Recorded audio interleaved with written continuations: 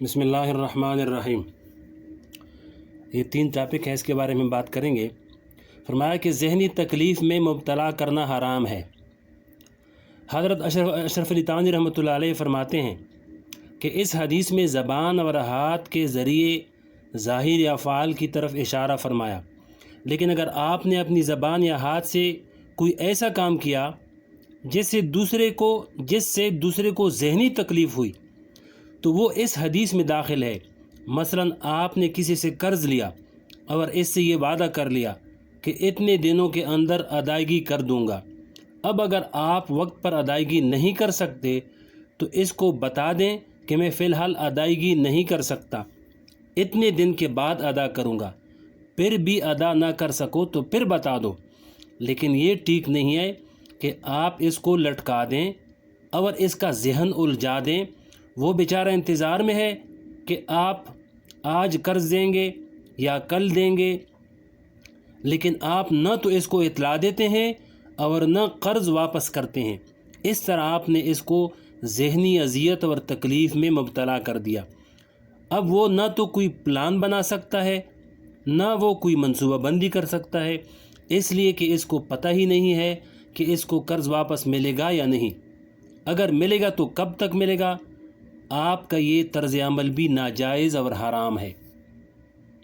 حتیٰ کہ حضرت تھانوی رحمۃ اللہ علیہ نے تو یہاں تک فرمایا کہ آپ کا ایک نوکر اور ملازم ہے، اب آپ نے 4 کام ایک ساتھ بتا دیے کہ پہلے یہ کام کرو، پھر یہ کام کرو، پھر یہ کام کرنا، پھر یہ کام کرنا۔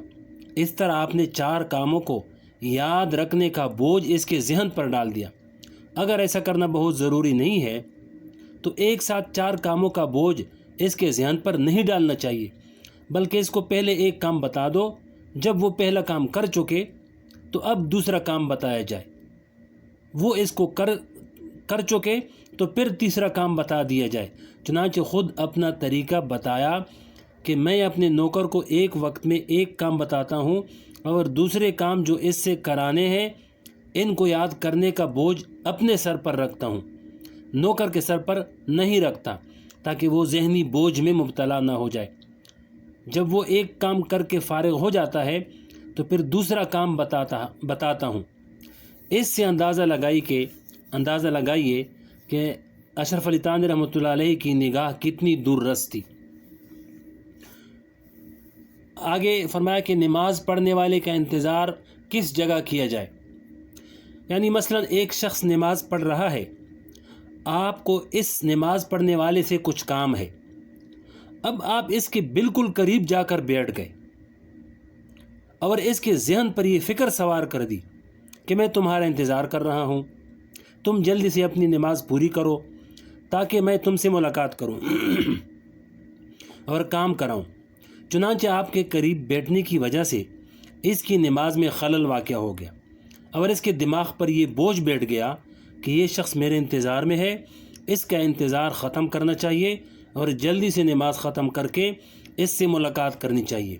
حالانکہ یہ بات آداب میں داخل ہے کہ اگر آپ کو کسی ایسے شخص سے ملاقات کرنی ہے جو اس وقت وہ نماز میں مصروف ہے تو تم دور بیٹھ کر اس کا فارغ ہونے کا انتظار کرو، جب وہ خود سے فارغ ہو جائے تو پھر ملاقات کرو، لیکن اس کے بالکل قریب بیٹھ کر یہ تاثر دینا کہ میں تمہارا انتظار کر رہا ہوں لہذا تم جلدی نماز پوری کرو، ایسا تاثر دینا آداب کے خلاف ہے، ادب کے خلاف ہے۔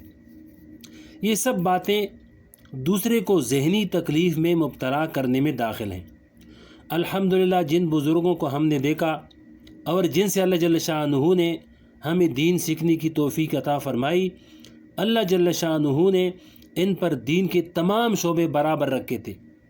یہ نہیں تھا کہ دین کے 1 یا 2 شعبوں پر تو عمل ہے اور باقی شعبے نظروں سے اوجھل ہیں اور ان کی طرف سے غفلت ہے۔ قرآن کریم میں اللہ جل شانہ نے فرمایا یا ایھا الذین آمنوا ادخلوا فی السلم کافہ، یعنی اے ایمان والو اسلام میں پورے کے پورے داخل ہو جاؤ۔ یہ نہ ہو کہ عبادت، نماز، روزہ وغیرہ تو کر لیے لیکن معاشرت، معاملات اور اخلاق میں دین کے احکام کی پرواہ نہ کی، حالانکہ یہ سب دین کا حصہ ہے۔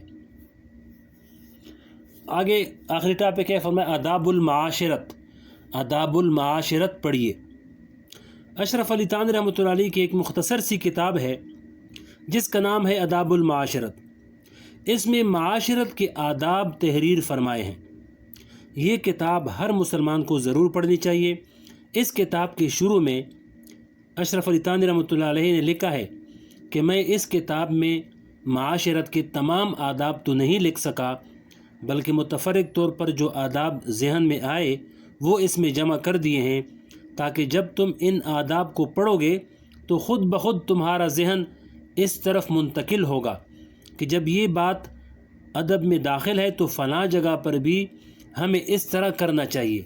آہستہ آہستہ خود تمہارے ذہن میں وہ آداب آتے چلے جائیں گے اور اللہ جل شانہ تمہارے ذہن کو کھول دیں گے۔ چنانچہ معاشرت ہی کا ایک ادب یہ ہے کہ گاڑی ایسی جگہ کھڑی کرو کہ اس کی وجہ سے دوسروں کا راستہ بند نہ ہو اور دوسرے کو تکلیف نہ ہو۔ یہ بھی دین کا ایک حصہ ہے۔ آج ہم ان چیزوں کو بلا دیا ہے، اس کی وجہ سے نہ صرف ہم گناہگار ہو رہے ہیں بلکہ دین کی غلط نمائندگی کر رہے ہیں۔ چنانچہ ہمیں باہر سے آنے والا شخص یہ دیکھ کر یہ کہے گا کہ یہ لوگ نماز تو پڑھتے ہیں لیکن گندگی بہت پھیلاتے ہیں اور دوسروں کو تکلیف پہنچاتے ہیں، اس سے اسلام کا کیا رخ سامنے آئے گا؟ اور وہ ان چیزوں سے اسلام کی طرف کشش محسوس کرے گا یا اسلام سے دور بھاگے گا۔ اللہ بچائے۔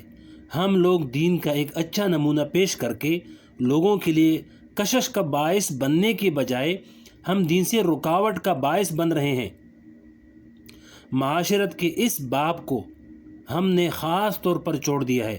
اللہ جل شانہ مجھے اور آپ سب کو اس کوتاہی سے جلد از جلد نجات عطا فرمائے اور ہماری سمجھ کو درست فرمائے اور ہمیں دین کے تمام شعبوں پر عمل کرنے کی توفیق نصیب فرمائے۔ آمین۔